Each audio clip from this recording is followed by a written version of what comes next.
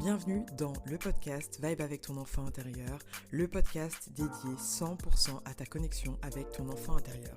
L'intention principale de ce podcast, c'est de t'aider à incarner pleinement l'adulte dont tu aurais eu besoin quand tu étais enfant. Pourquoi ? Pour que tu puisses enfin manifester les rêves de ton enfance, pour que tu puisses vivre la vie rêvée de ton enfant intérieur. C'est ça l'intention du podcast. Et mon enfant intérieur et moi, on est extrêmement honorés, heureuses et en joie de pouvoir créer ce contenu pour toi. Je m'appelle Valérie, je suis alchimiste d'enfants intérieurs et coach spirituel, podcasteuse, entrepreneur, meuf qui aime la vie, qui aime la fête, qui aime créer des choses un peu différentes pour des gens qui en ont besoin. Un dimanche sur deux, dans ce podcast, le matin, tu vas pouvoir te connecter pour écouter soit des interviews de personnes qui racontent leur propre expérience avec leur enfant intérieur, ce qui va, je l'espère, te permettre de comprendre un peu mieux comment est-ce que cette relation se passe à l'intérieur de toi, soit un épisode décryptage où je serai en solo la plupart du temps pour venir t'expliquer la théorie et même des exercices pratiques pour que tu puisses vraiment incarner cet adulte dont tu aurais eu besoin et vraiment kiffer ta life en conscience, en présence, dans l'amour, avec beaucoup de compassion et le cœur grand ouvert. Donc merci infiniment pour ta présence, merci infiniment pour ta confiance et merci à ton enfant intérieur de s'être réveillé. Merci à toi d'oser exister et de lui permettre de s'exprimer. On est ensemble sur ce chemin et c'est parti pour un nouvel épisode. Hello à toi et bienvenue dans ce nouvel épisode de Vibe avec ton enfant intérieur. Je m'appelle Valérie et je suis la créatrice de Vatei. Je suis hyper honorée de t'avoir pour un nouvel épisode. Ça fait quelques temps qu'on s'est pas vu toi et moi. Life has been lifing, guys. Et là, aujourd'hui, je me suis dit bon, Valérie, il faut vraiment que tu sortes un épisode. Il faut vraiment que tu sortes cet épisode en particulier qui a été enregistré il y a pas mal de temps déjà et qui tombe à pic parce que c'est un épisode avec ma thérapeute. J'en parle tellement de ma thérapeute dans cet épisode, dans ce podcast. Et là, tu vas enfin pouvoir découvrir qui est Olivia, qui est l'âme qui m'aide, moi, à prendre soin de mon âme et de ma santé mentale pour être aussi au service. Pour moi, je pense que c'est hyper important et ça fait partie de mon hygiène spirituelle, énergétique, mentale. Ça fait partie de mon engagement auprès de mes clients et clientes que de prendre soin de ma santé mentale. Je vois pas comment je pourrais faire en fait. Je suis pas parfaite. C'est pas le but, mais t'as capté en fait. Moi aussi j'ai des problèmes. Moi aussi j'ai des problèmes, des doutes, des peurs. Et elle m'aide beaucoup dans ce sens-là. Donc c'est un épisode très cool. Je suis hyper contente d'avoir pu l'interviewer. Tu verras dans le podcast, je t'explique qu'il y a un autre épisode qui va sortir avec elle où on parle plus en profondeur de sa retraite, de son stage qui s'appelle Transformation auquel j'ai participé l'année dernière. Et c'était un moment vraiment très, comment on dit, pivotal. Non, je parle trop franglais, c'est compliqué, Valérie. Ça a été un moment important dans mon année 2023, l'été dernier, qui a planté énormément de graines, qui a libéré énormément d'émotions bloquées, my God, énormément de croyances limitantes, énormément de transformations lors de cette expérience. Et si jamais c'est quelque chose qui t'appelle, si ça vibre avec toi, sache qu'il reste des places pour la prochaine retraite transformation du 17 au 21 août sur les terres vibrantes d'Aubrac. C'est magnifique là-bas, c'est vraiment magnifique, c'est dans un village, t'es au milieu de la nature, c'est incroyable. Donc n'hésite pas à contacter Olivia si jamais tu veux en savoir plus, je mettrai toutes les informations dans la barre d'infos. Tu vois, il y a des choses qu'il faut s'offrir dans la vie et si jamais tu ressens l'appel, le besoin de te connecter à la nature, d'être avec toi-même et avec un groupe d'âmes qui vont dans le même chemin, qui vont sur le même chemin que toi et qui ont besoin d'une transformation profonde en immersion de manière assez intensive, alors cette expérience est pour toi. En attendant, je t'invite donc à découvrir l'épisode avec Olivia. Prends bien soin de toi, profite de ces moments ou de ces rayons de soleil pour te recharger de l'énergie magique de la lumière et rappelle-toi que tu es le créateur et la créatrice de ta réalité, même quand c'est un shit show à l'extérieur. Je te le dis pour toi, je te le dis pour moi également aussi. Et n'oublie pas, on est ensemble. Bonne écoute. Hello à toi et bienvenue dans ce nouvel épisode de Vibe avec ton enfant intérieur. Je suis Valérie et comme d'hab, tu le sais, c'est toujours un kiff de t'avoir pour ce nouvel épisode. Une nouvelle interview et avec une personne que j'attends depuis longtemps. Mais alors, quand je dis longtemps, très longtemps, et j'en parle peut-être pas à tous mes épisodes, mais très très souvent sur le podcast Vibe avec ton enfant intérieur, mais également sur mon podcast On est ensemble. C'est une personne qui est extrêmement importante dans ma vie et qui m'aide à naviguer dans les vicissitudes de mon existence, qui me tend des bouées quand je suis en PLS énergétique. Et je suis hyper contente de la recevoir aujourd'hui. Y en a parmi vous qui ont qui sont allés explorer ce que proposait cette personne. Je vais pas encore dire son prénom parce que je laisse le suspense encore. Notamment lors des transcendances, qui sont des expériences, elle va nous en parler, de danse chamanique pour pouvoir aller explorer tout un tas de sujets, de valeurs et de... Ouais, et d'introspection. Il y en a pas mal qui m'ont dit qu'ils sont déjà allés à ces danses-là via le podcast, donc je suis hyper contente et j'espère que du coup cet épisode-là te permettra d'aller encore plus loin si tu souhaites du coup rencontrer Olivia, qui est ma thérapeute entre autres, mais qui est quand même ma thérapeute avant tout. Bonjour Olivia, comment vas-tu? Hello, bah, écoute, ça va très bien. Je suis très heureuse de partager ce moment avec toi qu'on a programmé depuis si longtemps. Ouais. Comme quoi, tout arrive en son temps, n'est-ce pas? Exactement, tout est juste comme tu dis. Ouais. Merci infiniment Olivia d'être présente aujourd'hui. Du coup, on va aller explorer ensemble ta relation avec ton enfant intérieur. Et c'est intéressant parce que pour le coup, cette fois, c'est moi qui vais beaucoup t'écouter, donc j'ai hâte aussi de d'avoir cet espace pour toi. Mon enfant intérieur en mode ouais, on peut lui rendre aussi un peu l'appareil, donc c'est cool. Avant de plonger dans le sujet, j'aimerais savoir comment est-ce que tu as reçu cette invitation à connecter avec ton enfant intérieur. Qu'est-ce que tu t'es dit quand je t'ai proposé ça la première fois? Hmm. Qu'est-ce que je me suis dit? Je me suis dit que c'était une merveilleuse idée, même si les choses ne se sont pas faites tout de suite, mais tout de suite, ça m'a paru très évident. Euh, Et effectivement, bah, tu le sais, c'est quelque chose qui est très très très présent dans ma pratique, Hmm. l'enfant intérieur. C'est pour moi la base de tout, en fait, hein. Et que dans ma pratique de thérapeute, euh, je crois que c'est presque avant tout l'enfant intérieur que je reçois Hmm. et avec lequel je travaille. Et donc, ça me semblait super logique, tu vois. Et puis très beau. Qu'est-ce que je me suis dit quand tu m'as proposé ça? Et je me suis dit, waouh, c'est magnifique le chemin. Et aujourd'hui, je peux profiter moi aussi de ta, de ta médecine à toi, quoi. Ouais, carrément. C'est magnifique, Carrément. Super magnifique. chouette, ouais.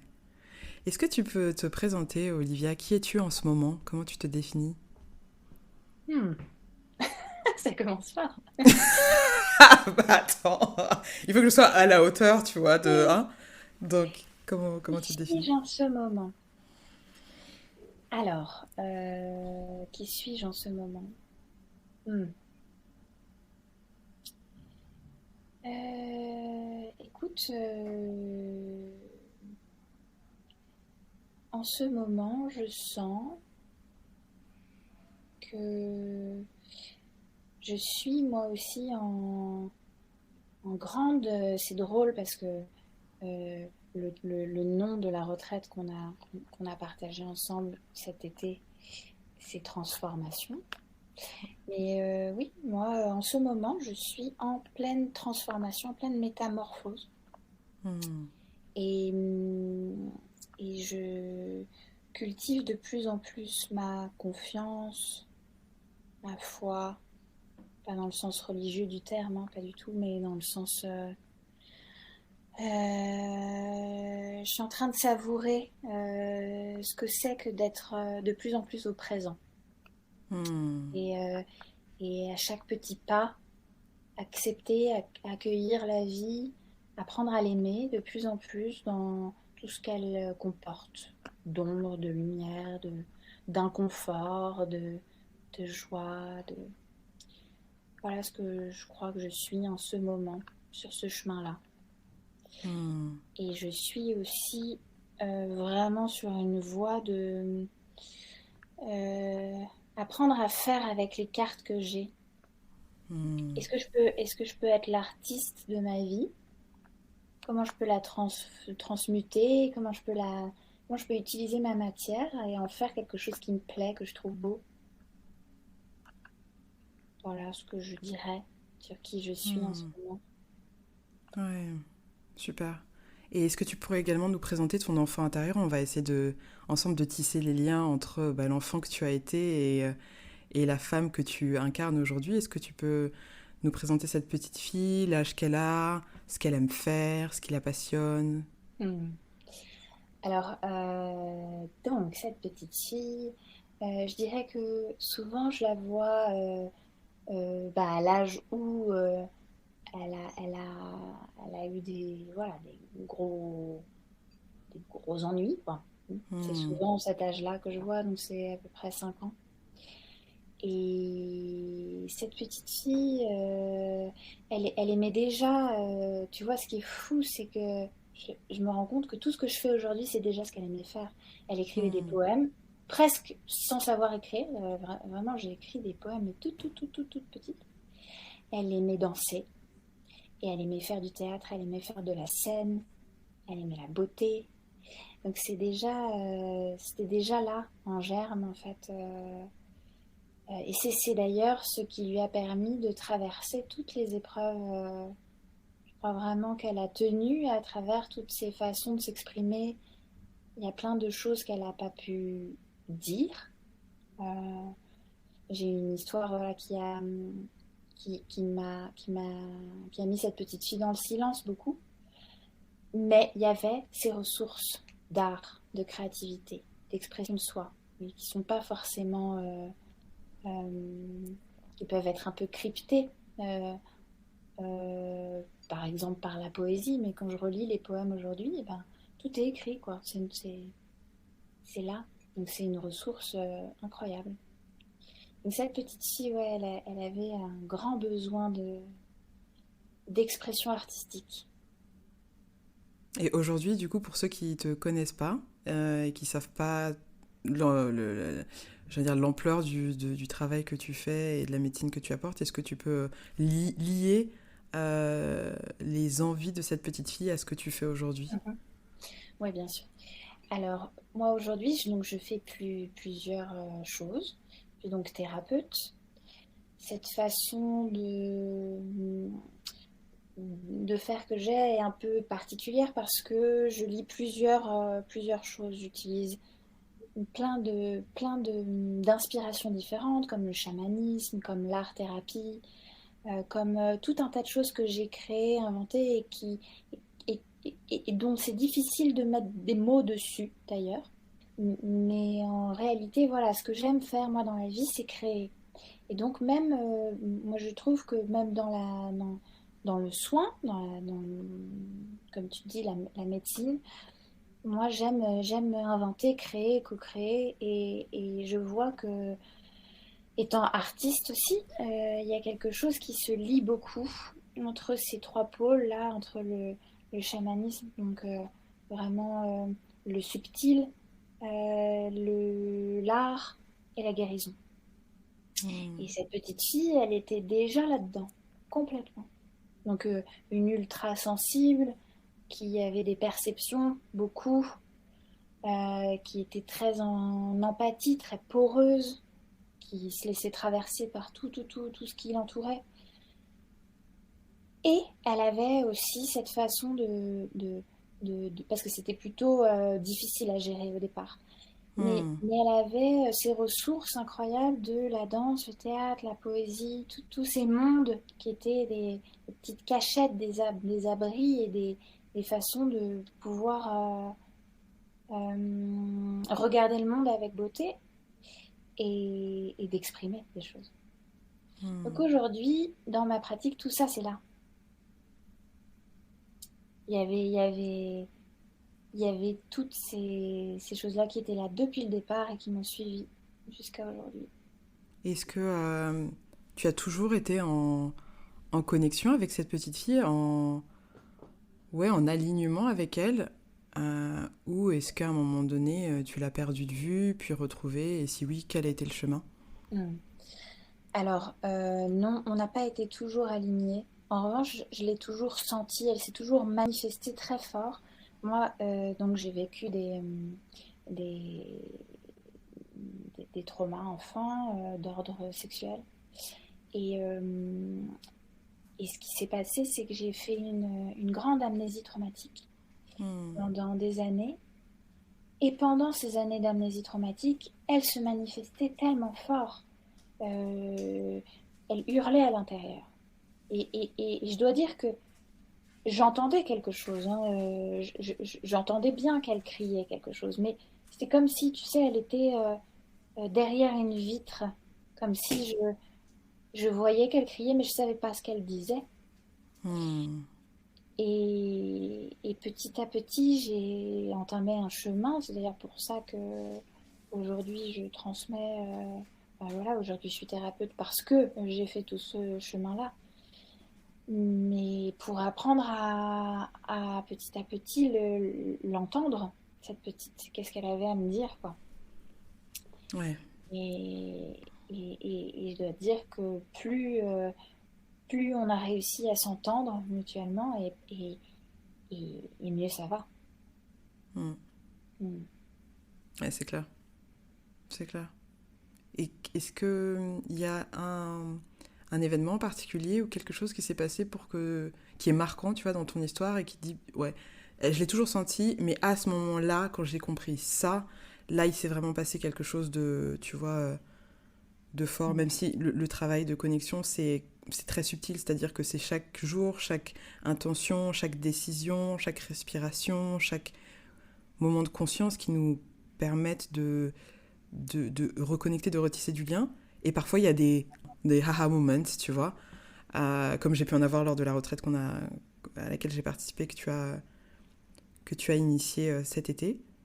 Et donc, est-ce que tu as eu un aha moment comme ça Mm.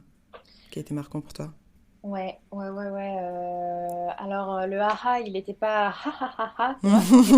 Il était ah. C'est plutôt comme ça, exactement. Ok. En fait, ce qui se passait, c'est que il y avait une guerre à l'intérieur, puisque il y avait les modes de défense, et merci, hein, et heureusement qu'ils étaient là, parce que j'aurais probablement pas pu survivre sinon, mais qui étaient vraiment en mode no way, Hmm. on laissera pas passer. Donc il y a un moment où cette guerre a pris tellement de place, et c'était tellement inconfortable à l'intérieur, voire presque dangereux pour moi. Enfin, je voyais qu'il y avait un élan j'étais en train ouais, presque le sentiment de disparaître à l'intérieur, tu vois, et de devenir folle, et de plus savoir qui j'étais, ouais, c'était tellement insupportable à l'intérieur qu'il a fallu aller enlever ces modes de défense. Alors moi, je l'ai fait.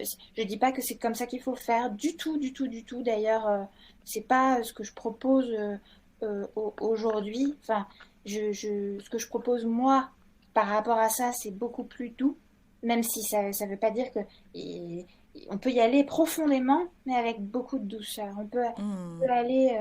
Bon, moi, c'est pas comme ça que j'ai fait. Moi, je suis partie dans la jungle au Pérou. J'ai été voir des chamans là-bas, et j'ai travaillé avec des plantes qui ont vraiment, mais complètement mis KO mes modes de défense, qui ont fait que j'ai Hmm. retrouvé une partie de mon histoire. Mais ça, en soi, c'était traumatique. Et ça, Ouais. aujourd'hui, voilà, j'en prends la mesure, parce que c'était fait d'une manière qui était waouh, hyper, hyper puissante. Et enfin voilà, j'ai pas pu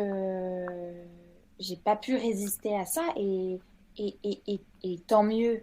Je dis tant mieux aujourd'hui, parce que ça m'a quand même. C'est comme si mon identité, mon histoire m'avait été restituée.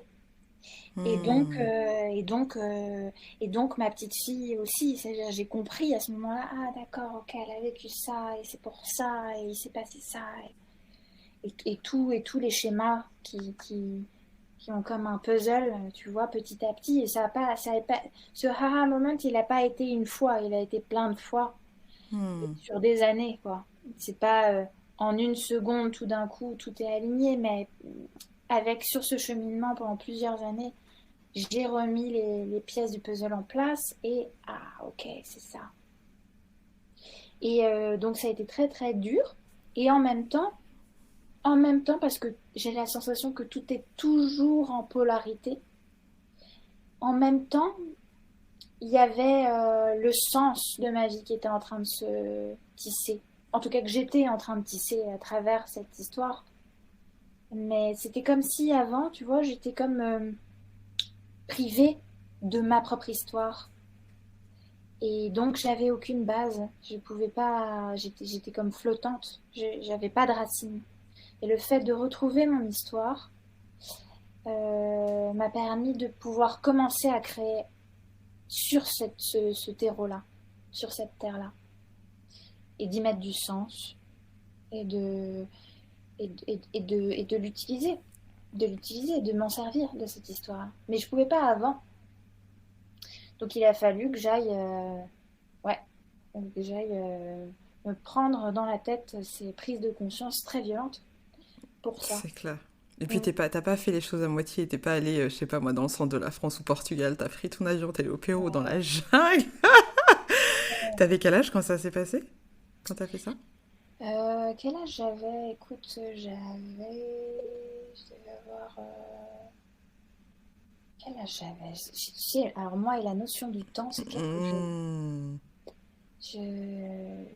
Il y a un tel méli-mélo entre passé, présent, futur pour moi que.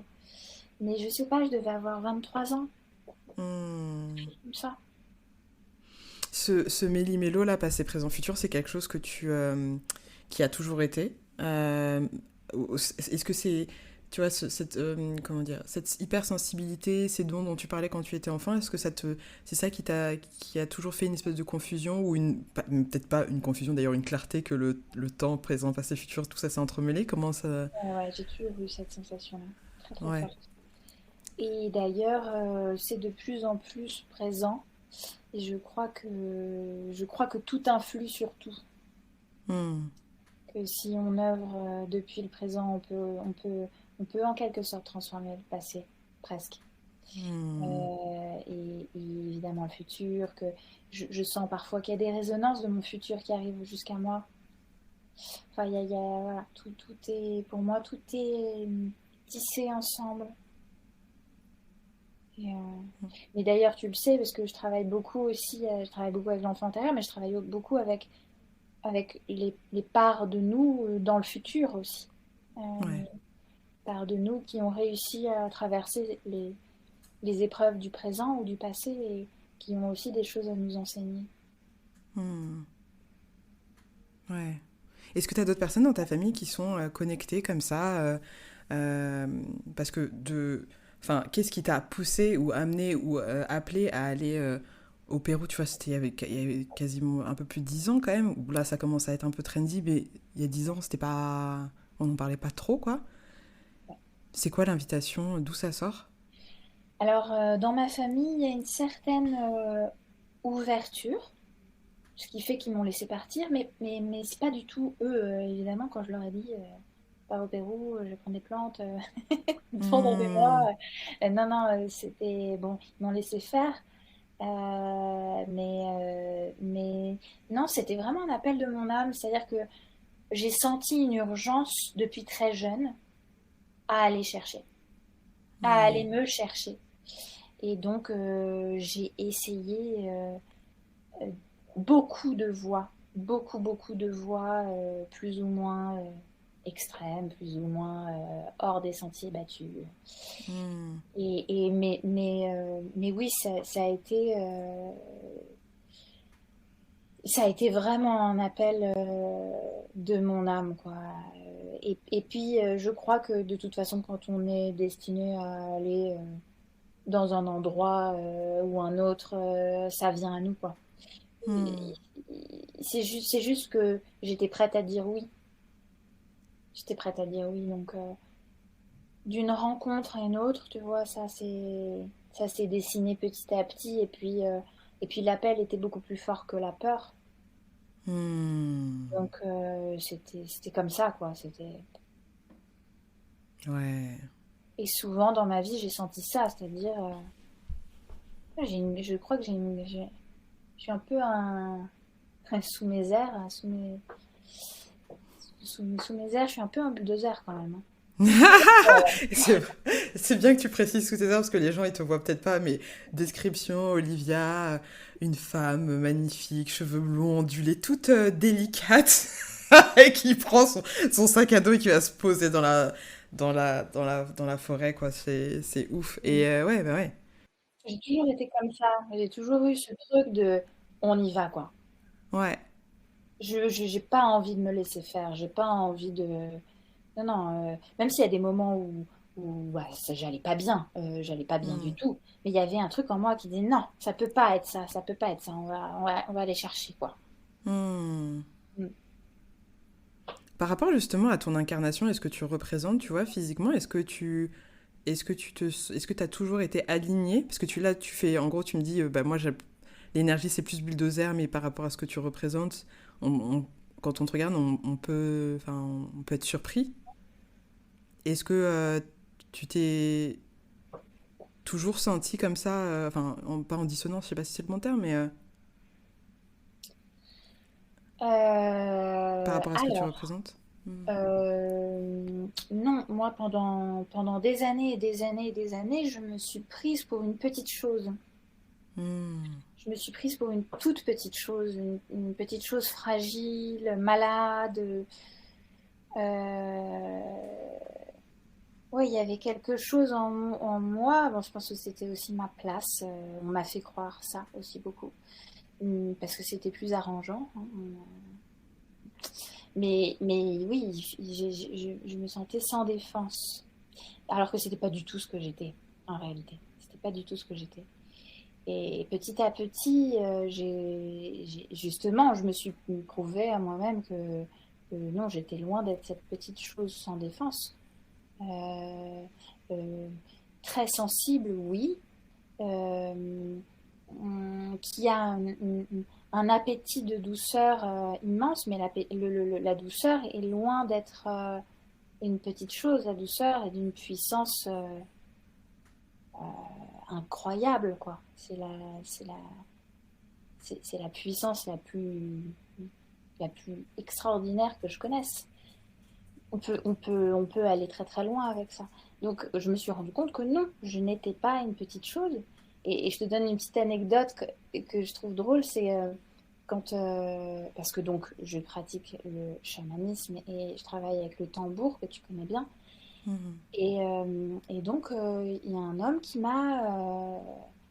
a, qui a créé mon tambour à partir de mon énergie. Donc je Hmm. m'attendais à avoir un petit tambour tout délicat, tu vois, très féminin. Je me suis beaucoup identifiée au genre féminin. Sauf que quand j'ai reçu mon tambour, c'était un truc hyper massif, hyper puissant, hyper balèze. Et oui, parce qu'il y a ça aussi en moi. Et heureusement, parce que ce que je fais aujourd'hui, il faut bien qu'il y ait cette puissance-là. Sinon, voilà, je suis pas capable d'emmener des gens dans C'est cette clair. dimension-là de leur être. Quoi. C'est clair, et surtout de les tenir pendant plusieurs jours et d'accueillir et de recevoir leurs histoires et leur... c'est même pas un travail, c'est une énergie. Enfin, j'ai même pas le terme quoi. Pour pouvoir contenir tout ça, ça demande un sacré ancrage pour pas, tu vois, pour pas se laisser Ouais. emporter par ça quoi. Comment est-ce que ta petite fille, justement, à l'intérieur de toi, elle te permet d'être dans cet ancrage-là pour pouvoir recevoir les autres, les histoires, être dépositaire des histoires de ces autres enfants intérieurs qui viennent souvent te demander de l'aide, quoi. Mhm. Alors, ma petite fille, elle me permet d'être en connexion profonde avec l'enfant intérieur des personnes que je reçois. C'est parce que depuis les blessures de ma petite fille, je peux vraiment comprendre dans ma chair. Et d'ailleurs, je reçois beaucoup de personnes qui ont vécu des violences sexuelles, pas que, enfin, il y a tout type de personnes et problématiques qui viennent à moi, mais beaucoup de personnes qui, parce que malheureusement, encore, eh ben, ce sujet-là, il est très mal accueilli, très mal traité enfin, je veux dire, il y a plein de thérapeutes qui ne sont pas formés, qui font des grosses erreurs, à mon sens, là-dessus, que du coup, je le spécifie pour que ces personnes-là puissent avoir confiance. Et, euh, et du coup, effectivement, oui, souvent je le partage parce que simplement de dire, ben voilà, euh, moi aussi j'ai cette histoire-là, donc je peux comprendre dans ma chair et dans tous les recoins, même les plus sombres, même les plus complexes, même les plus euh, en paradoxe sur ces sujets. Et ma petite fille, elle me permet ça. Pas uniquement sur cette blessure-là, en fait, parce qu'en fait, toutes les blessures se rejoignent en réalité. Hmm. Mais, euh, mais, mais oui, ma petite fille, elle me permet de vraiment sentir l'endroit où est l'autre. Après, le reste, je m'en charge. Mais ma petite fille, voilà, elle est vraiment connectée en cœur, en corps, à, à cette, euh, à cette part blessée de l'enfant intérieur de l'autre. Hmm. Ouais. Et tu parlais de ton hypersensibilité d'enfant, donc là que tu as réussi à transformer en un don, en une puissance. Est-ce que tu as des pratiques, est-ce que tu as des manières de faire justement pour te préserver? Non. Non. Ok. Non, vraiment pas du tout. En fait, je me préserve pas. Hmm. Je me préserve pas parce que hum, en fait, comment dire? J'ai la sensation de faire un choix, de vraiment offrir beaucoup de moi. Et c'est un choix. Et là où j'essaye de me préserver, c'est pas, ce qui est pas forcément toujours simple, c'est de ne plus être dans une position de victime, de subir. Donc Hmm. c'est vraiment pour moi, me préserver, c'est me rappeler que je choisis. Peu importe l'engagement que j'y mets, dans mon cas, moi j'aime, en fait, j'aime et je choisis de m'impliquer beaucoup. Et en donnant beaucoup, je reçois beaucoup. Il est Hmm. vrai que parfois, euh, je le sens, ça coûte quelque chose. Ça coûte quelque chose. Mais après, à moi d'aller trouver des espaces où je me régénère, je crois que ouais, c'est cet endroit où je me dis, ok, je suis libre, je peux ne pas le faire, je peux ne pas donner ça, mais je le choisis. Donc, Hmm. ne plus être dans cette position où je suis victime de l'autre, surtout pas, quoi. Hmm. Et, et, et tu vois, par exemple, bah parce que tu as vu ça cette année, mais après les retraites, par exemple, où il y a vraiment une énorme énergie qui est donnée, je sens que j'ai toujours un temps où ma petite fille va se manifester, où je vais avoir voilà, tout qui est un peu réactivé, mais parce que je crois que c'est le temps de ma petite fille après, quoi. C'est le temps où je vais aller m'occuper d'elle. Donc pour moi, ça j'ai pas envie de me protéger de l'autre parce que l'autre c'est pas un ennemi et c'est moi qui choisis ce que je donne. Mais par contre, aller trouver des espaces de ressourcement et ça, voilà, je suis encore en travail là-dessus. C'est de plus en plus présent dans ma vie, mais vraiment prendre des temps pour moi, quoi. Là, je sens que dans les moments où je donne beaucoup, comme ça, c'est très très important de passer un temps avec ma petite fille et de la prendre en compte et m'occuper d'elle. clairement. Ouais, ça résonne.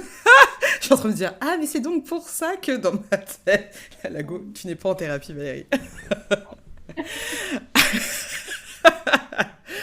Ok. Et tu as des frères et sœurs? Ouais, alors j'ai une demi-sœur qui est la fille de mon père, mais pas de ma mère, qui a 40 ans aujourd'hui. Et j'ai un petit frère qui a 23 ans.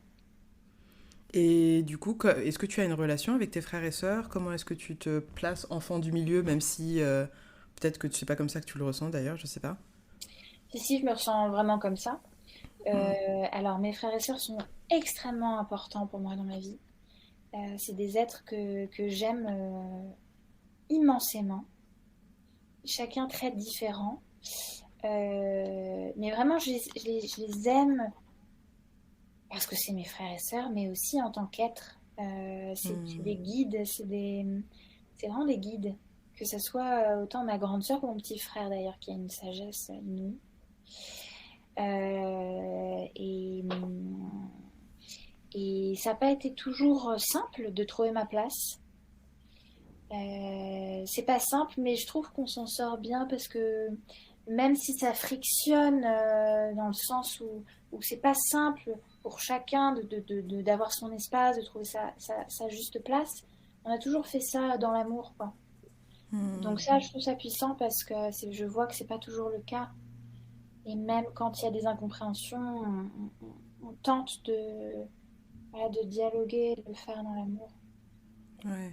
Donc effectivement, mais oui, oui, ils sont super, super importants pour moi. Hmm. Et est-ce que ta connexion avec ton enfant intérieur, ça t'a permis de te connecter avec les enfants intérieurs des membres de ta famille? Est-ce que ça t'a permis de voir, de comprendre certaines choses également? Ouais, bien sûr. Bien sûr, notamment ceux qui s'en occupent pas. Hmm, c'est clair, Tellement, c'est c'est clair. tellement flagrant, c'est tellement visible, quoi. L'enfant intérieur de mes parents, je- il est tellement visible et tellement présent. Et, et c'est comme ça, tu vois, par exemple, j'ai eu des relations assez difficiles avec ma mère et je vois à quel point le fait de me connecter à son enfant intérieur, ça amène de la tendresse, ça amène Hmm. euh, de la tolérance. C'est beaucoup plus doux quand je me connecte à cette petite fille abandonnée, voilà, qui donc a des comportements qui sont pas toujours en justesse par rapport à une mère, mais en fait, voilà, c'est simplement cet enfant intérieur qui prend toute la place et qu'elle ne sait pas gérer, elle n'a pas appris à le faire, elle n'a pas eu les ressources pour ça. Hmm. C'est clair, Mm. c'est clair. Souvent, nos parents, on a ouais, beaucoup d'attentes et je me rends compte aussi, alors par ma propre histoire, mais également par celle des personnes que j'accompagne, beaucoup de colère, tu vois, beaucoup Mm. d'incompréhension, un truc qui revient souvent, c'est est-ce que mes parents, ils m'ont vraiment aimé finalement? Mm. Euh, et ouais, c'est vrai que de reconnecter avec leur enfant intérieur, ça apaise, hein. C'est... À la mesure de ce qu'ils peuvent aimer, en fait, parce que Bien sûr. il y a tellement de choses qui barrent l'amour, quoi, qui l'empêchent, qui le bloquent. Puis à la mesure de ce qu'ils peuvent s'aimer eux déjà aussi. Hmm. Ouais. Donc c'est vraiment se souvenir que c'est pas nous personnellement en tant qu'être, mais c'est les limites de nos parents. Et ça, c'est pas, Hmm. c'est pas du tout personnel. Mais effectivement, le fait, tu vois, de venir s'occuper en tant qu'adulte de notre enfant intérieur, je crois vraiment que ça permet à l'enfant intérieur de lâcher enfin l'attente Ouais, de ouf. qu'ils ont d'être accueillis comme ils voudraient, aimés comme ils voudraient de leurs parents. Bah, c'est toujours dur, hein, je dis pas, c'est un deuil, c'est un vrai deuil. Mais il y a quelqu'un qui est là. Il y a une Hmm. adulte bienveillante ou un adulte bienveillant qui est là et qui prend la place. Sinon, c'est impossible de lâcher l'enfant, il est tellement dépendant sur tous les plans. Que comment tu veux lui dire, bon bah maintenant, ça suffit, arrête d'attendre de tes parents. Mais comment tu veux s'il n'y a pas quelqu'un Ouais, qui joue ce rôle-là, quoi. ouais. Mm. Ouais, non, c'est clair. C'est clair. Et concrètement, qu'est-ce que ça veut dire? Tu vois, par exemple, toi, là, dans ta posture de femme médecine, de thérapeute, d'artiste, s'il y a des personnes qui écoutent et qui se disent, ok, je comprends intellectuellement, mais qu'est-ce que ça veut dire concrètement ce qu'elle me raconte là? Mhm. Bah, moi, je vois ça vraiment très concrètement.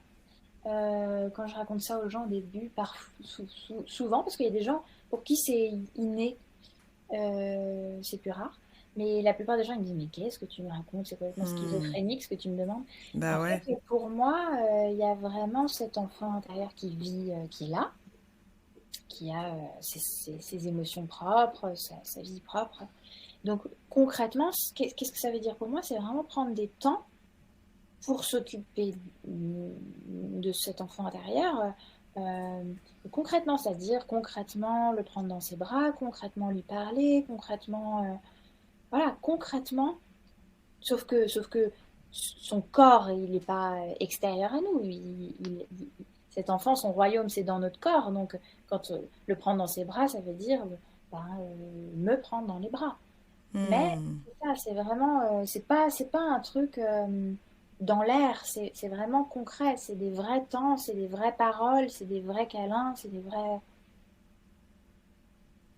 Pour moi, c'est vraiment, c'est dans le concret, Ouais, véritablement. Et ouais. ça change quelque chose. Donc ça prend un petit temps, je crois, je vois ça avec les gens que j'accompagne, ça prend un petit temps peut-être de pouvoir sentir qu'est-ce qui est de l'ordre de distinguer qu'est-ce qui est de l'ordre de l'enfant intérieur et qu'est-ce qui est de l'ordre de l'adulte. Puisqu'en fait, cet enfant, quand on s'occupe pas de lui, il prend tellement de place, il hurle Hmm. tellement fort sur tous les plans de notre vie qu'on sait même plus ce qui fait partie de la blessure de cet enfant et de nous en tant qu'adulte. Donc le travail au début, c'est d'arriver à distinguer, ah oui, ça c'est mon enfant intérieur, je le reconnais, je sens le goût que ça a, le sentiment, ah ça c'est lui. Dans cette situation, ça c'est cette blessure-là qui est réveillée, c'est mon enfant intérieur qui réclame, qui crie, qui est en dépendance. Et c'est pas forcément tout de suite facile. Hmm. Il faut de temps de reconnaître ça. Ouais. Mm. Et de la conscience aussi. Mhm. Je me rappelle, je t'avais posé une question lors d'une séance en disant, mais enfin, ça nous rend pas schizo cette histoire? Tu vois, parce que finalement, t'as le sentiment que on recherche l'unité, enfin l'unité, l'alignement, et là, on propose un chemin où on se dit, tiens, dissocie-toi, mon gars. Genre, il y a toi, il y a ton enfant intérieur. Comment est-ce que les gens ils peuvent naviguer ça en fait, ou cette Juste- peur peut-être? Justement, en fait, pour moi, c'est l'inverse qui se passe. C'est-à-dire que le fait de prendre un peu de recul sur cette part de soi, ne pas arriver à prendre assez de recul pour la voir clairement. On ne peut pas se voir si on est à l'intérieur. On arrive à Hmm. voir si on prend un peu de distance. Et le fait de voir cette part, ça permet de nous réassocier. Ça permet de nous réunifier. Et quand, par exemple, j'en sais rien, moi, quel exemple on pourrait prendre qui fait partie des blessures de l'enfant intérieur bah, par exemple, ça se joue beaucoup, beaucoup, beaucoup, beaucoup dans le couple, enfin dans la relation amoureuse. Hmm. Ça se cristallise beaucoup là-dessus. Parce qu'il y a le rapport à l'affect, au charnel aussi. Il y a vraiment ce truc du tout petit, petit. Et par exemple, voilà, la dépendance affective sur le plan amoureux. Bon, bah là, très, très souvent, c'est les peurs de l'enfant intérieur Hmm. qui a été abandonné ou qui s'est senti rejeté ou qui s'est senti. Dans ces cas-là, le fait de le voir et de dire ah ça c'est mon enfant intérieur, il y a quelque chose qui se désidentifie du symptôme, tu vois, Hmm. qui arrive à se dire, parce que souvent on dit je suis comme ci, je suis comme ça, oui mais qui parle en nous, qui réagit en nous, on est multiples à l'intérieur. Et donc, le fait de pouvoir se dire, ah oui, d'accord, donc là, dans cette situation-là, j'ai tellement peur d'être abandonnée, mais en fait, c'est mon enfant intérieur qui a peur d'être abandonné. Donc, qu'est-ce que je peux faire? Ben, moi, je vais m'occuper de mon enfant intérieur. Parce que la relation, imaginons, je ne sais pas, si c'était moi, par exemple, imaginons si je suis en, en terreur qu'un homme m'abandonne, par exemple, bah, là, c'est pas juste parce que l'endroit où de la relation homme-femme, c'est homme-femme. Donc c'est pas à lui de venir prendre soin de mon enfant intérieur. En Hmm. revanche, moi, en tant qu'adulte, peux venir prendre soin de mon enfant intérieur. À ce moment-là, quand je sens qu'il y a une terreur d'abandon, eh ben, je me prends un temps et je vais dire à mon enfant intérieur, ok, je suis là, t'es pas toute seule, je t'accompagne. Parle-moi, raconte-moi ce qui se passe. Peut-être pleurer avec elle, peut-être crier Hmm. avec elle quand il y a de la colère. Enfin, ouais, laisser la place à ce lien-là. Et ensuite, une Hmm. fois que j'ai fait ça, alors je peux revenir en lien dans ma relation amoureuse, par exemple. Hmm. Ça se joue Ouais, à plein d'autres endroits, hein, mais c'est juste que cet endroit-là, c'est tellement puissant au niveau de c'est clair. nos peurs et nos... Hmm. Est-ce que il y a eu des émotions qui ont été difficiles pour toi d'accéder, enfin auxquelles ça a été difficile pour toi d'accéder euh, et qui t'ont aidé une fois que tu as osé les exprimer à te libérer un peu plus? Ouais, ouais. Moi, pendant toute une partie de ma vie, je pensais que la colère n'existait pas en moi. Je Hmm. pensais que c'était un sentiment que j'avais jamais éprouvé. Alors que j'étais pétrie de colère. J'étais pétrie de rage. Et heureusement d'ailleurs, parce que c'est un moteur puissant. Sinon, j'aurais jamais survécu. Mais oui, j'ai été conditionnée à être. Je te dis, cette image de la petite fille fragile, de la petite fille sage, polie. En fait, j'étais tout sauf ça. Hmm. Il y a une part sauvage en moi que j'avais complètement occultée et interdite. Et le fait de la réinvestir, cette part-là, ça a changé tout dans ma vie d'ailleurs. Je pense que ça a commencé même par là, tu vois. Je pense que ça a commencé par là, d'abord par le théâtre, parce que comme par hasard, ben, pour moi, les rencontres avec les personnages, c'est vraiment, ça n'a rien d'un hasard. Il y a vraiment des rencontres qui doivent se faire avec les personnages.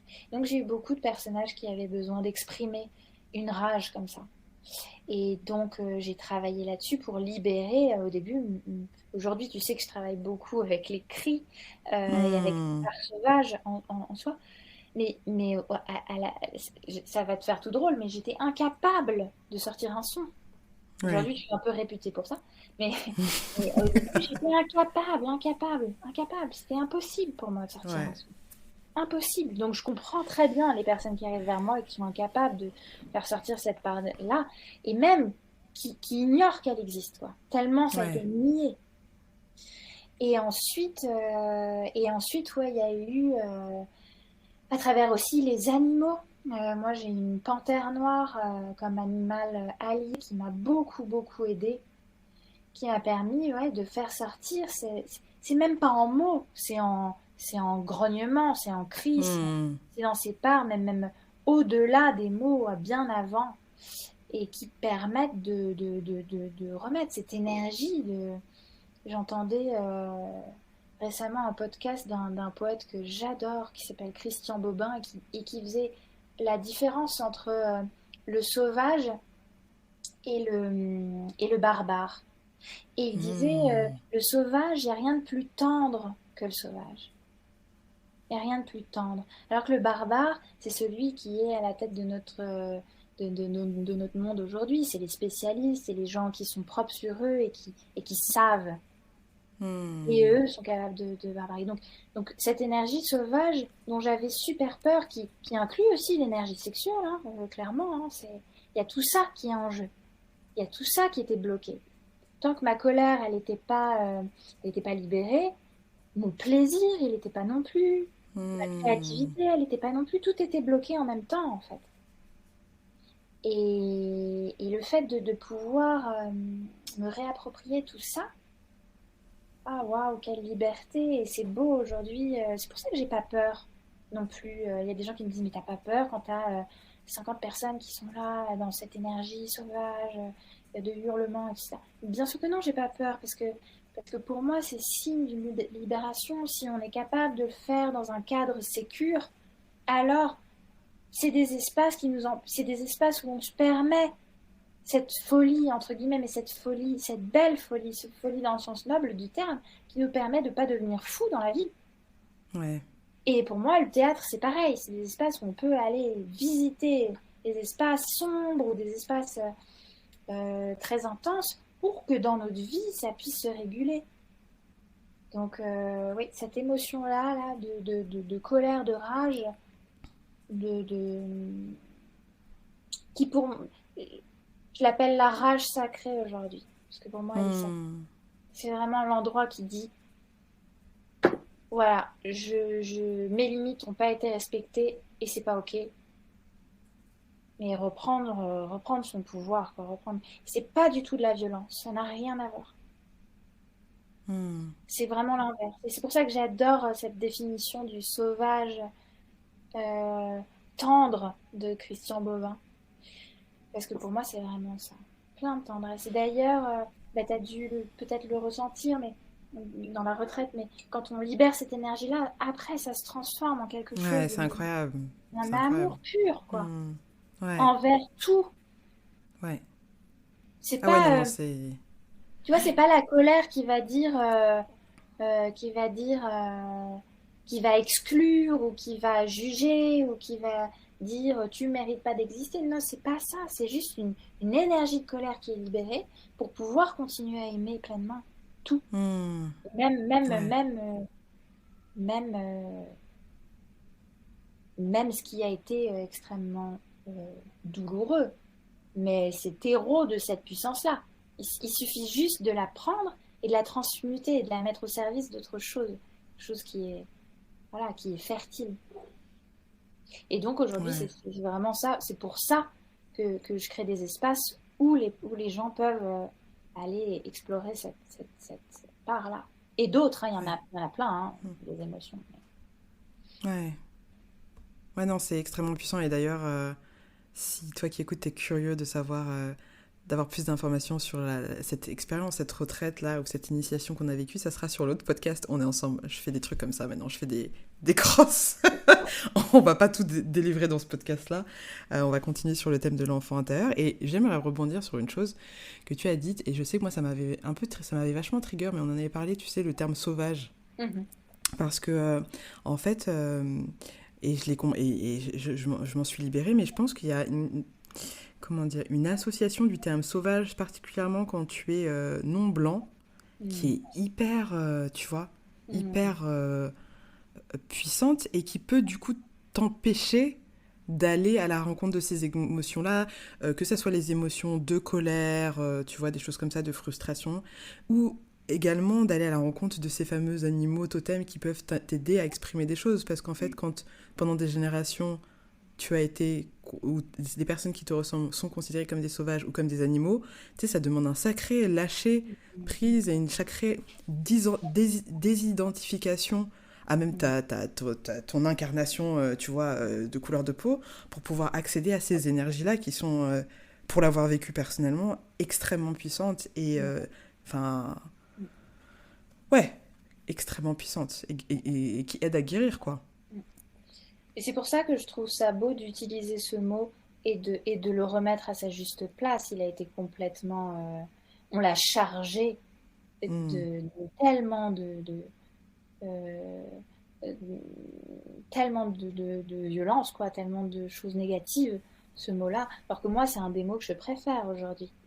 Parce que quand je pense à sauvage, je pense à liberté, je pense à instinct, je pense à vraiment cette énergie de l'essence pure, de l'essence pure et de la pure intelligence.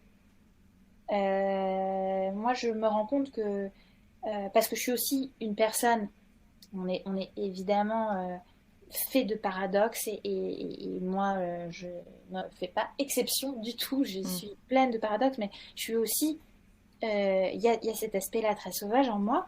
Il y a aussi un mental hyper fort, hyper Hmm. fort. Et c'est franchement pas là où je suis la plus intelligente. Vraiment pas. Bon, ça peut, c'est-à-dire que si j'arrive à lier les deux, si j'arrive à mettre mon mental au service de cette part sauvage et réciproquement, alors là, c'est magnifique. Mais souvent, ce que je fais avec mon mental, c'est des petites histoires qui se racontent depuis Ouais, tellement longtemps, qui sont basées sur des modèles du passé et des projections sans cesse. Par contre, cette part sauvage là qui sait faire toute seule, elle est pas sur ce moule du passé avec des schémas. Non, là c'est pure intelligence. Et c'est pour ça que moi je dis entrer dans le corps et aller à la recherche de cette intelligence là. Donc oui, mais tu vois c'est comme sorcière, c'est comme le mot sorcière. c'est clair, ouais. Le mot sorcière, il a été utilisé pour alors que c'est un des mots que j'adore. Moi, j'adore les sorcières. Magnifique, les sorcières. Mais je comprends ce que tu Hmm. dis. C'est-à-dire que quand tu as été Hmm. marqué au fer rouge avec ce mot-là, comment est-ce que tu peux le transmuter? Exactement. Et puis comment Comment est-ce que tu peux, comment dire, en fait, te rendre compte que la charge qui est mise, elle t'appartient pas, c'est-à-dire qu'elle cache même l'énergie qu'il y a derrière, que ce soit le terme sorcière, que ce soit le terme sauvage, ou il y en a d'autres, des mots comme ça, où en fait, c'est genre... Et donc ça t'empêche de voir bah, la sagesse qu'il y a derrière, quoi. exactement? Ou le mot monstre. Ouais, Même le mot ouais. monstre, tu vois, je sais pas si on en avait parlé ensemble, mais moi quand j'ai compris l'étymologie du mot monstre, qui est monstrare, qui est montré, et que j'ai Hmm. passé ma vie à me sentir comme un monstre, alors que je portais le monstre d'autres, en fait. Je portais le, le, le monstre qui n'était pas le mien. Mais par contre, j'incarnais le monstre en ce sens que, bien sûr que je venais montrer Hmm. la maladie du monde. J'étais symptôme d'une maladie qui me dépassait grandement. Donc aujourd'hui, je veux bien être un monstre. Je veux bien montrer. Même si parfois c'est lourd à porter parce que ça implique, ouais, on s'expose. On s'expose et donc, oui. Mais aujourd'hui, c'est ok. Je, je, je veux bien incarner ce monstre-là. Donc, ouais, il y a des mots qui ont. Et ça va dans le sens de toute la quête de ma vie, c'est-à-dire de transformer, quoi. Ouais, c'est ça. De métamorphoser, de prendre le plomb et de le transformer en or. Hmm. Donc si pour toi, tu vois, le mot. Enfin, j'imagine, je te connais un peu, Un tout comme petit ça. peu. Ouais. Un J'imagine chouïa. que, on se fait des petits chouïas. Et j'imagine que ce mot, aujourd'hui, il a changé pour toi. Le mot Complètement, ouais. sauvage. Ouais. Et du coup, en Ouais. changeant ce mot, parce que les mots ont un impact tellement fort, et le fait de changer ce que tu y mets, ça change ta façon de te vivre et de vivre le monde. Clairement. Ouais, clairement. C'est extrêmement puissant, ouais, ouais. Bah, de toute façon, de reprendre la narrative, hein, tu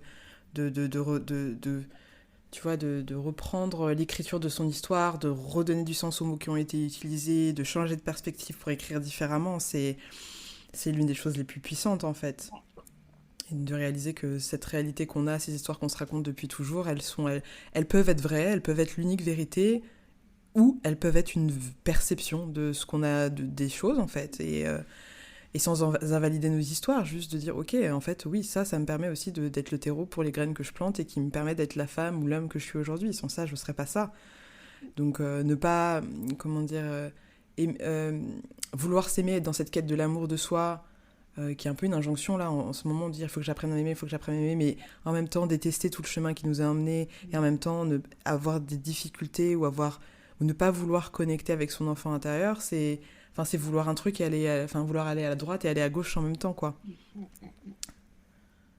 Et en même temps, tout ça, ça se fait, c'est un process et ça se fait en douceur et ça se fait dans l'amour et ça se fait en patience et en justesse et en s'autorisant à faire des pas de côté, en allant vivre des expériences qui sont un peu différentes, que ce soit par exemple les retraites que tu organises ou les transcendances, qui sont également des moments extrêmement puissants, et on va en parler dans l'autre podcast. Mais c'est, voilà, ça part, comme tu as dit, d'une autorisation. À la base, on s'autorise à... Et ensuite, le chemin se fait, en fait. Quand tu dis oui, ben voilà, les portes, elles s'ouvrent enfin. Et... Alors, je sais pas si elles s'ouvrent enfin, ou c'est juste tu remarques qu'elles s'ouvrent, qu'elles étaient déjà ouvertes, peut-être. Oui, tout à fait. Et en même temps, on a besoin de ces histoires. Ouais. Depuis la nuit des temps, l'être humain raconte des histoires. Pas pour rien, je veux dire, le théâtre, ça a été une des premières choses qui existent, quoi. Les mecs, ils allaient chasser et raconter des histoires. Donc on a besoin des histoires, ça nous construit, on n'existe pas si on n'a pas... C'est pour ça que dans les cas d'amnésie traumatique, c'est très difficile, parce qu'il y a une partie comme un trou béant dans l'identité. Donc pour pouvoir... Mais d'ailleurs, la résilience, c'est ça, c'est faire récit. Quand on... Quand il y a un gros traumatisme qui arrive, par exemple, lors des attentats, la première chose qu'on fait, c'est qu'on met des cellules d'écoute et on fait raconter l'histoire. Faire récit, on a besoin de ça. C'est hyper important. Et en même temps, ben, ces histoires, c'est important de voir que ce sont des histoires qu'on peut les réécrire différemment, qu'on peut... Ouais. Il y a, c'est vraiment... c'est une matière, en fait. C'est une matière. C'est pour ça que moi, personnellement, là, je suis en train d'écrire mon histoire à travers un spectacle. Euh, parce que la façon dont je vais raconter cette histoire, ben, change. Change ma propre perception de moi-même. Ouais. Et lui donne forme à quelque chose. Quand il n'y a pas de mots, c'est ça le pire. Ouais. Pouvoir trouver des mots, les inventer. C'est pour ça que j'aime la poésie aussi. C'est cet endroit où on arrive à mettre des mots sur ce qui n'est pas nommable. Ouais. Magnifique. On arrive à la fin de cet épisode. Olivia, j'ai quelques dernières questions pour toi. Si ton enfant intérieur était un plat, qu'est-ce que ça serait?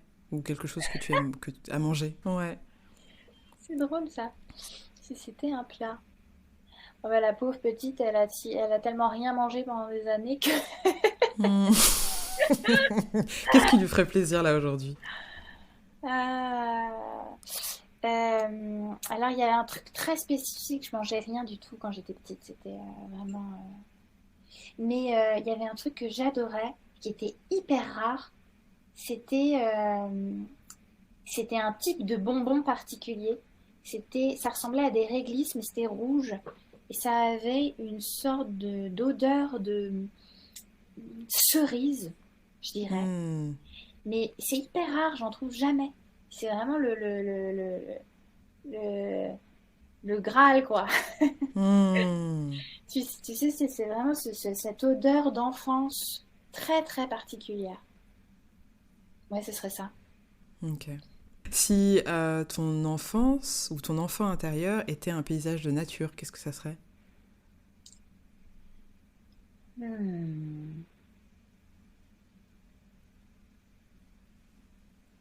Je dirais l'eau.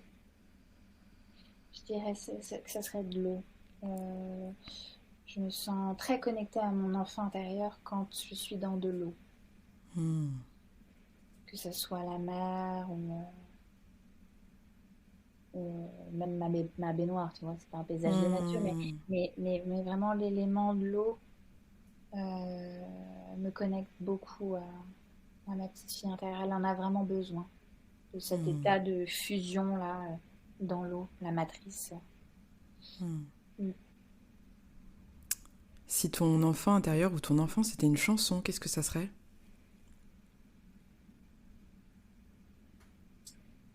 Ah.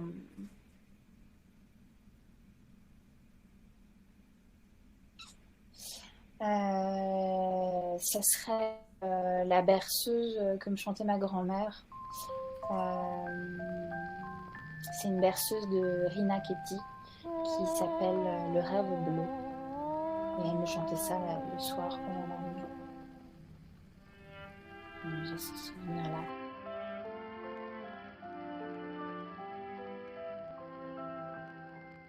Ma petite fille adorée, mon amour chéri, mon espoir. De quoi est-ce que ton enfant intérieur a besoin en ce moment que tu lui donnes pas suffisamment? Du temps. Du temps. Parce que c'est merveilleux d'être passionnée. Et je suis passionnée par beaucoup de choses. Mais du coup, j'ai peu de temps. Juste à rien faire, quoi. Donc ce serait ça, je crois. Ok.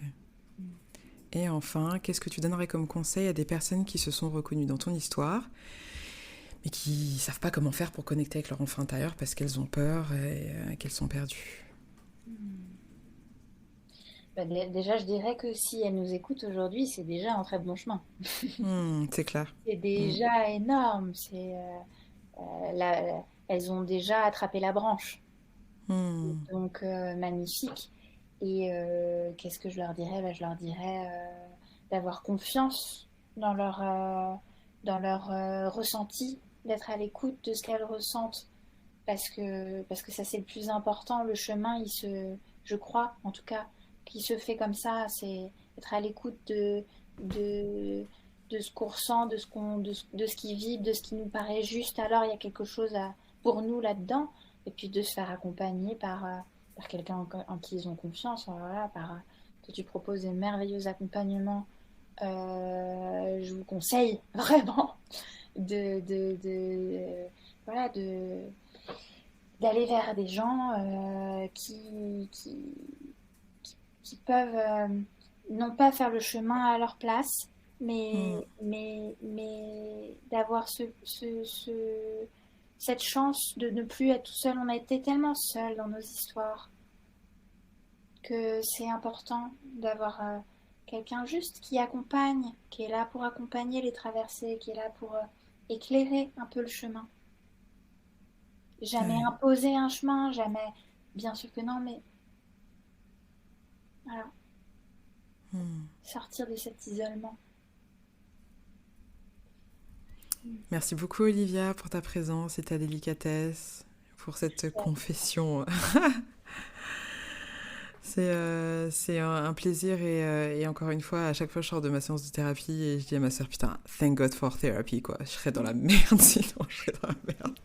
Je pense que je vais me faire un t-shirt thank God for Olivia, genre, non, vraiment, merci infiniment pour ta présence, pour ta médecine, pour ta douceur et pour les espaces que tu crées également, hein, qui permettent de se retrouver et également de rencontrer d'autres personnes et de ne plus avoir peur du monde. Donc merci pour ça. Waouh, merci. Mais merci à toi parce que voilà, je suis très bien placée pour voir à quel point voilà, tu as su prendre toute la matière noire et la transformer en quelque chose de magnifique et tellement, tellement utile pour le monde. Donc merci à toi. Merci de m'avoir invitée. Avec grand plaisir. De partager cet espace-là avec toi. Avec grand plaisir. Si tu es touché, intrigué, curieux, curieuse, si Olivia a résonné avec toi et que tu te dis, putain, c'est peut-être le signe pour moi d'aller trouver un thérapeute ou une thérapeute et que tu as envie, moi je te recommande à 100%. De toute façon, je recommande Olivia de manière générale, donc n'hésite pas. Et si c'est pas avec elle, et si c'est juste une invitation pour toi d'aller à la rencontre de la personne qui va t'accompagner, alors saisis cette invitation parce que c'est hyper important. Et au-delà du travail que tu vas faire pour toi, qui va être bien évidemment bénéfique, même s'il peut être un peu tortueux parfois, c'est également pour le monde que tu le fais, parce que comme tu dois le capter, énergétiquement, c'est peut être un peu compliqué parfois, et on a besoin vraiment de personnes qui se sentent alignés en pleine possession de leur pouvoir pour pouvoir amener de la lumière et créer à leur tour d'autres conteneurs et voilà, créer un cercle vertueux. Donc merci pour ton écoute, et si tu as envie d'aller plus loin du coup pour comprendre ce qui se passe dans les retraites d'Olivia, dans les retraites transformation d'Olivia, je te donne rendez-vous sur le podcast On est ensemble. Hopefully, je croise les doigts, ils sortiront en même temps, mais bon, tu connais Valérie parfois, voilà. Donc peut-être patience, peut-être que tu vas enchaîner, on sait pas. Et en tout cas, merci pour ton écoute et je te dis à la prochaine fois. Merci infiniment pour ton écoute, pour ta présence, merci pour ton attention, c'est vraiment un honneur pour moi de savoir que tu es allé jusqu'au bout de cet épisode. Si jamais il t'a plu, eh bien écoute, je t'invite à me le faire savoir, tu peux m'envoyer un message, tu peux le partager au monde à des personnes qui pourraient t'intéresser sur les réseaux sociaux, tu peux également mettre 5 étoiles sur ta plateforme de streaming préférée, un commentaire, bref, fais circuler cette énergie d'amour et d'abondance parce que c'est comme ça qu'on l'a fait gonfler, qu'on l'a fait s'étendre, qu'on la nourrit et donc on baigne encore plus dedans. J'ai également un autre podcast qui s'appelle On est ensemble, qui est mon tout premier podcast que j'ai sorti en 2020 et dans le podcast On est ensemble qui sort tous les vendredis, je t'invite à explorer un message hyper important qu'on a tendance à oublier, c'est qu'on est ensemble dans cette expérience de vie. On est ensemble dans cette expérience de vie et dans cette création de réalité et donc plus on va en avoir conscience, plus on sera en mesure de changer le monde à notre niveau. Le podcast a été édité par mes soins et toute l'expérience musicale a été créée par ma sœur Clémy qui est DJ, sound designer et artiste. Merci encore infiniment et en attendant le prochain épisode, prends soin de toi et ton enfant intérieur.